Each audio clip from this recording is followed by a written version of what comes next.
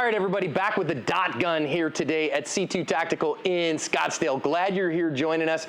Today, a discussion of, I hear people say, well, John, at true defensive gunfight distances, there's no advantage to the dot. It's only when you start shooting at long distance that the dot really shows up. I think that's a misnomer, and I want to explain why and show you today. Today's video is brought to us by Mantis. The Mantis family of products is integral to ASP staff building handgun and carbine skills and are your most economical and fastest path to improvement in your skills too. Whether you choose the X10, the Laser Academy, the Blackbeard, or use them all in concert, they will help your practice be more effective, efficient, and fun. Go check them out, pick up a unit, and thank them for sponsoring today's video. So there's no question that the dot, that a pistol-mounted optic gives you more feedback. Now I'm using a circle here, not a dot, but the point stands, right? So a pistol-mounted optic gives you a lot more feedback and tells you much more precisely where the bullet is going to go than a set of iron sights. Just did a video, irons aren't wrong, not casting aspersions, but it gives you a lot more feedback. And so people go, well, but John, I can do the work out to defensive distances with the dot. Except for I think you're thinking you're always gonna have a high center chest here. You're always gonna have a full presentation here. You're not gonna have to make a small shot at a defensive or reasonable distance.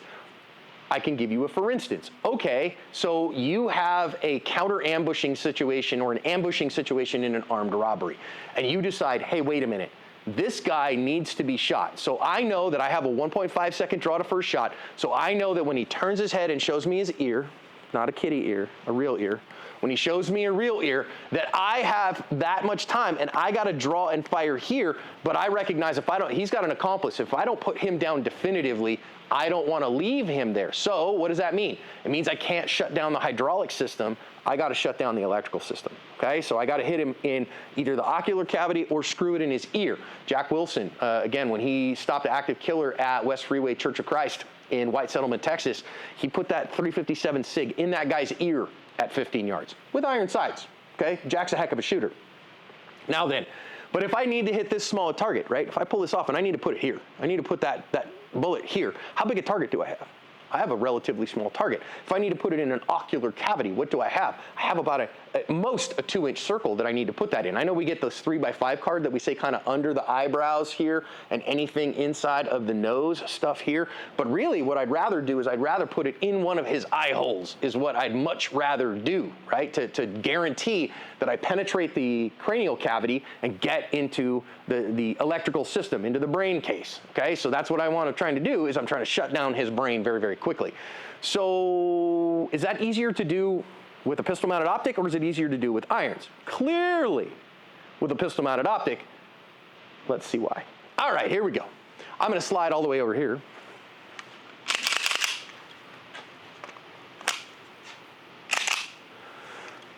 So I'm just running this is my training gun, right? This is Theseus. And again, this gun has boatloads of rounds through him, was rebuilt at around 50,000 rounds. So, had Ernest Langdon go over this guy at 50,000 rounds and respring him and redo the NP3 and all that stuff. But this gun is not a spring chicken, okay? Now HKs have polygonal rifling in them rather than lands and grooves, so it'll handle a lot of rounds before it's a problem. But I just want to kind of note, okay, here I am at 7 yards. I'm 7 yards away from my target, and I want to hit an X-ring. An X-ring on a B8 target is about 1.5 inches.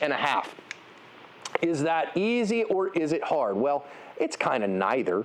But the point being here, if I go, oh, okay, there it is. Now, how hard is it for me to hit that?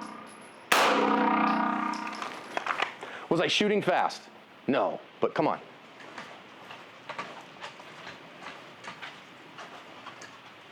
Seven yards, X-ring, dot. It's kind of an all day, every day. Let's grab an iron-sighted gun and see kind of where we're at with the same thing. Iron-sighted gun, HK USP, you've seen this on the channel, okay, fine.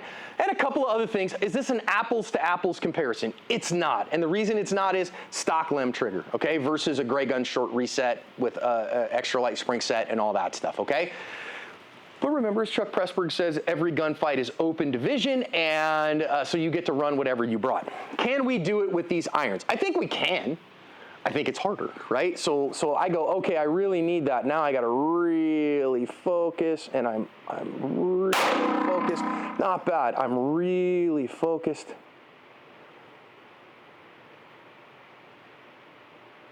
Come on, baby, break.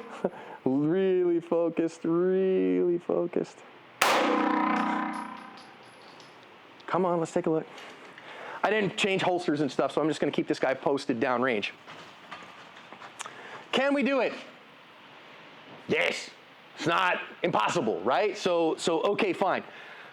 Was I exaggerating? I know somebody's going to be like, but John, so you were just, you were just trying harder on the dot, and you were making it worse than it could be. I promise you, I wasn't. Now, if you don't trust me on that, you don't trust me. You can do it with the irons, absolutely. But is it easier with the dot and faster with the dot? It is. I mean, I'm not trying to. I don't have a dot to sell you, okay? People are like, well, this guy's a dot salesman. I'm not. I don't even have one to sell you. I don't have a sponsor that sells optics. So I don't have a spot to take you to go, hey, go buy an optic. And I'm not telling you which one to buy. I'd suggest that you stay among the quality brands, right? I would not suggest the cheap ones. They do cost a few $100 or up to $700 or $800 if you want to go to Trigicon or Aimpoint. Which are quality brands, but that's a lot of money. Can you do it with irons? Sure. Is it easier with a dot? No question. So why do I carry a dot? I might need to shoot somebody in the eye hole, and I may need to do that with some rapidity. So I think the optic makes that easier. Not just long range shots, but small margin shots. And that is one of the reasons that I carry a dot. I do want to remind you, I won't be at your gunfight.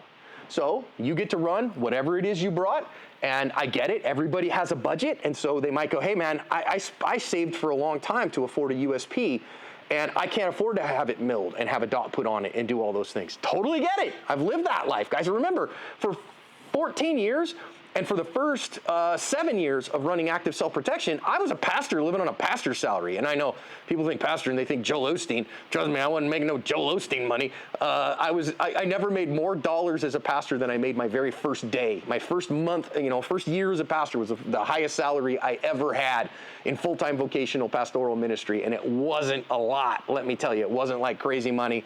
And it went down every year from there because we were always looking for dollars to do other things. So I've lived on a tight budget. I've lived on, scrapping and mowing grass and doing side hustles in order to afford ammo and stuff like that. So if that's you and you got to get the iron sight, can you get the work done? Sure you can. Is it easier with the dot? It is, guys, and I'm not trying to lie to you about it.